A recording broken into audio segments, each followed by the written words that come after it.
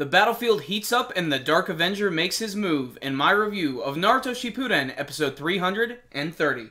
Before you guys watch this video, I just want to give a quick shout out to a video I just got done completing. I worked really hard on it. It is my top 10 favorite Pokemon of all time. I'm doing this for the impending release of Pokemon X and Y because I'm really excited for it. So make sure to check that out, thumbs up, and subscribe. So let's just jump into the Naruto review.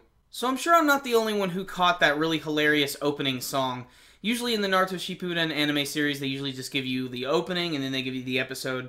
But they gave us something a little special in this one. We had this SD version of Naruto and all the characters singing about the Jinchuriki and their tailed beasts. It's very silly and goofy, but you know what? I really enjoyed it. It definitely put a big smile on my face, and I gotta admit, it was pretty catchy. As for the rest of the episode this week, this one was pretty much all build-up and just getting to see all of the remaining Shinobi forces making their way to where Naruto, Killer Bee, Kakashi, and Guy are. I did enjoy the scene with Neji and the other ninja running in the forest as they were discussing Madara, and what I really loved about this is they basically make him seem like this godlike figure. You know, they make him seem like he's a giant and he can summon meteors and jungles and all this shit. It really does make him seem insane.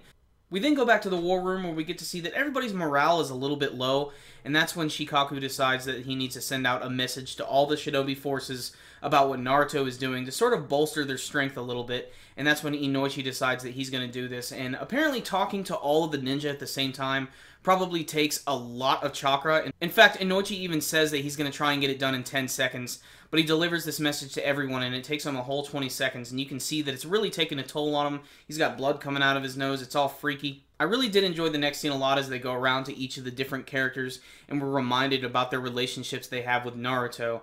All the Hinata fans, I know they're just going to love that moment. I liked the Kiba one, there was Shino, and of course there was Sakura as well. But I think that my favorite thing about this entire scene is when it was all done as they were running through the rain.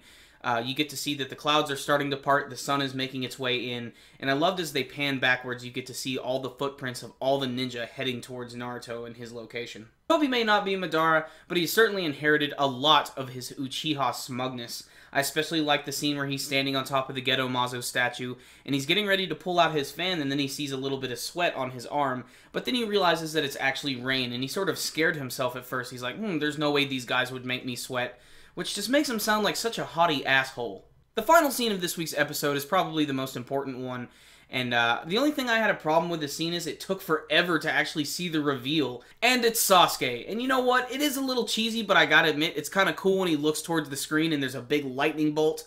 Kind of stereotypical, but I still like it. So, decent episode of Naruto. It's kind of unfair to compare it to some of the stuff that we've seen over the course of the last couple episodes, because this was not an action episode. This was just one to sort of bide a little bit of time and get us excited to see what's going to be happening next. There were moments I don't think needed to be there at all, like they showed the scene with the Bijou bombs again, and as cool as that scene was, seeing it the first time, I really didn't need to see it again in this episode. And there were a few moments I just felt really we didn't need to see it all, like a lot of the times the Zetsus fighting against the random ninja and everything. Like, I just didn't really get much out of that. But still, I really enjoyed the scene with all of the ninja finally making their way to the battlefield where Naruto is.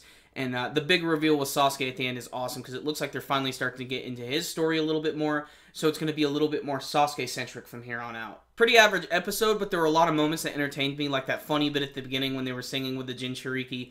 So I'm going to give this episode a 7 out of 10. Not perfect, but still entertaining for Naruto fans nonetheless.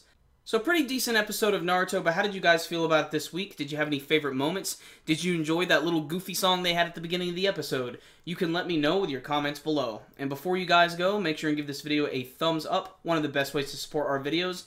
And again, make sure and check out my top 10 favorite Pokemon video.